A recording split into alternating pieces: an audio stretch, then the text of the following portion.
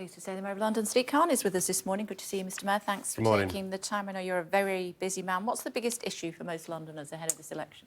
I think the housing crisis is the biggest challenge we've got to address, and that's why today, as I launch my mayoral campaign with Keir Starmer, I'll be setting out our plans to complete 40,000 new council homes over the next 6 years, a new era of a council house build, and because I know many Londoners can't afford to live in this great city. What will you be doing differently to reduce knife crime? One of the things that we know is this year is really important. It's a year of maximum opportunity because Londoners get the choice not just of a new mayor, but a new government. And over the last 8 years, we've made good progress in London, despite the Conservative government. I know from both my job as an MP and as the mayor, speaking to a victim of violent crime, speaking to bereaved families is heartbreaking. So, notwithstanding government cuts in police, and notwithstanding our population going up by more than 1 million, because of our investment from City Hall, we funded more than 1,300 officers, set up the country's first violence reduction unit using a public health approach. And so homicides have gone down since 2016, gun crime has gone down, burglaries have gone down. Young people injured with a knife has also gone down. It's still too high. And so what I'm saying to Londoners, this year there's a possibility for us to choose a Labour mayor working with a Labour Prime Minister, and that'll make a big difference, because I know from speaking to Yvette Cooper, she wants to invest in more police officers, more community support officers, investing in young people, being tough on both crime and its complex causes as well. We spoke to Pastor Lorraine, who I'm sure you will know, she lost her son to knife crime 10 years ago. She says what has been implemented has clearly failed at this stage, and she wants to know what else you're going to do to reduce knife crime and the rising gun crime in London. Yeah, I think you spoke to Pastor Lorraine some time ago. We do lots of work with Pastor Lorraine. We fund some of the projects that she's involved in. One of the biggest things we're doing is not accepting that crime is inevitable. We think it's preventable. And the work we've done by providing positive opportunities for more than 350,000 young people, including some of the young people Lorraine works with, by providing mentors, up to 100,000 young people with a mentor, is making a difference. So since we set up the VRU in 2019, homicide's down, robbery's down as well. She says not enough new community centres. Oh, she's right. Of course she's right, because of austerity over the last 14 years. You speak to any council, they've lost 60% of their funding over the last few years. The LSE last week published a report, and the LSE said over the last year, with a 10% increase in cost of living, there's been an 8% increase in crime, mainly acquisitive crime, sometimes linked with violence, robbery, burglary, shoplifting, and the like. That's why it's really important this year for us to elect, I'm hoping, a Labour government and a Labour mayor. Manage your funding better, I suppose some might say. TfL officials, more than £100,000 salaries, more of those now, doubled actually, with you in charge. Well, let's do with TfL.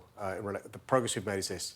When I became mayor in 2016, every year, the like-for-like operating costs had been going up. Since I've taken over, for the first time in its history, like-for-like operating costs going down. Is it right that it's doubled for people £100,000 a year salaries? Is that right, or not? For the first time ever, TfL is going to be in surplus this year. But also, we've frozen fares. What's the answer to my question, then, Mr Mayor?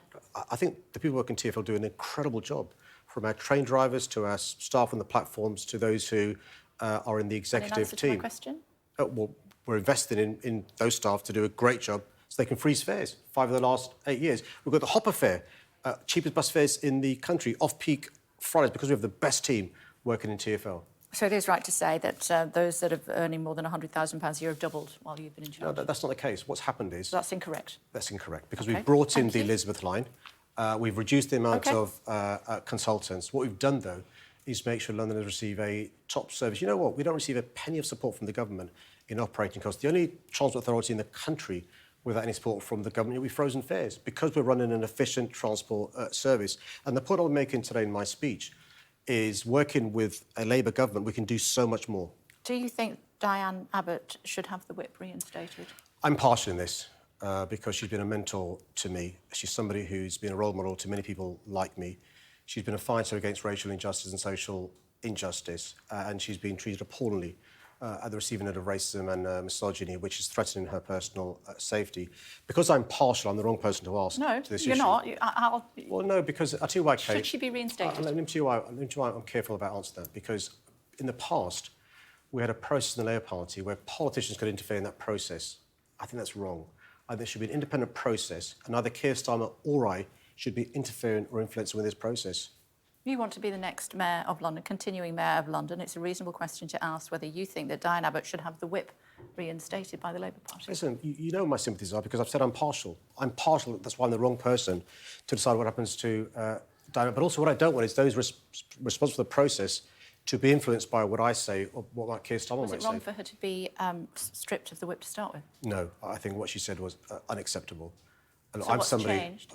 I'm somebody who believes quite strongly there's no hierarchy of racism. Nothing's changed. There's an independent process that's looking into Diane's future. Separately from that, Diane's been treated once again appallingly at the receiving end of racism and misogyny. I think they're two separate issues, but someone like me, who's got huge respect for Diane, clearly shouldn't be the right person deciding her future. It should be done by an independent process, an impartial process, which is what's happening. She says Labour's hypocritical for using her racism right to fundraise for donations. Do you agree?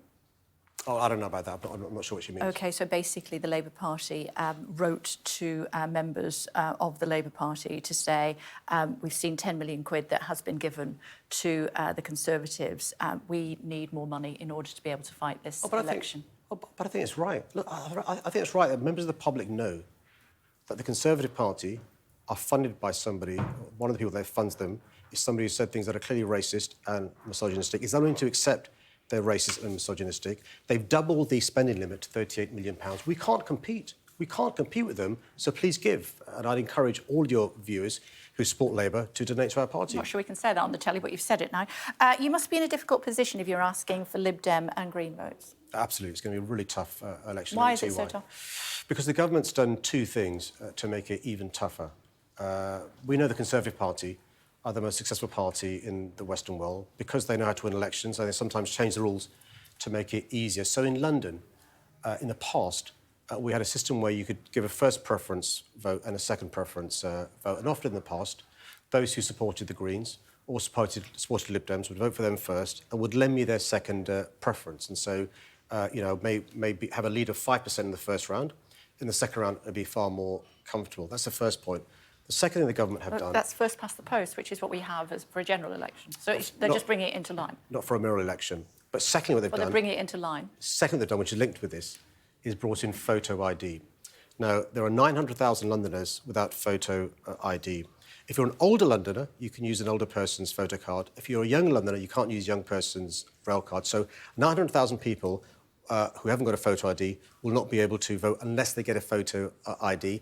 Passports and driving licence are accepted. Many people can't afford those. That means that 5% lead goes down to zero. So it is neck and neck. So I'm asking those who are Lib Dems and Greens, because we now have a first-past-the-post system, to lend me their vote. Why?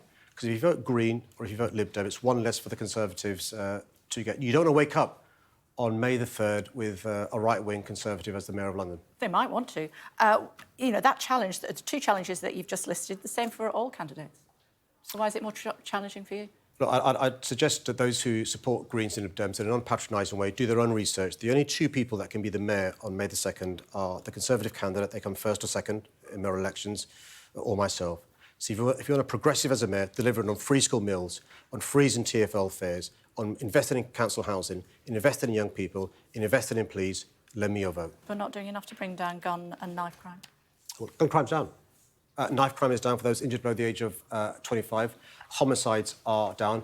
Burglaries are down. But just imagine a Labour mayor and a Labour Prime Minister. How exciting that'd be. Well, it has been before, I'm guessing. Once in 24 years, and during that one period in 24 years, the 1 4-year period, we won the Olympics, we secured funding for the Crossrail and built 8,000 genuinely affordable homes in 1 year with funding for many more. Just imagine what we could do with a Labour government and the Labour mayor going forward. Yeah, final question from Pastor Lorraine. How many more new community centres for young people have been opened within your leadership? So we don't build community centres. We fund community centres already run. That's what she said. And so we've supported 350,000 young people with positive opportunities. We've given mentors to 100,000 young people. And we're investing record sums in a new deal for young people, £34 million this year. And that's supporting projects including in Brixton, in Angeltown, where Pastor Lorraine works. I was in Brixton last week at the Marcus Lipton Community Centre. Our funding is supporting that community centre. So rather than building new ones, We're trying to open the shutters of those that have been closed down over the last 14 years, more than 100 and so youth clubs in London, but also keeping those youth clubs running by giving them funding from City Hall. What would be a lot easier is if not just City Hall money, but government money as well going to councils and youth centres. OK, thank you, Mr Mayor. Always a pleasure. Thanks very much. Have a great day. You too.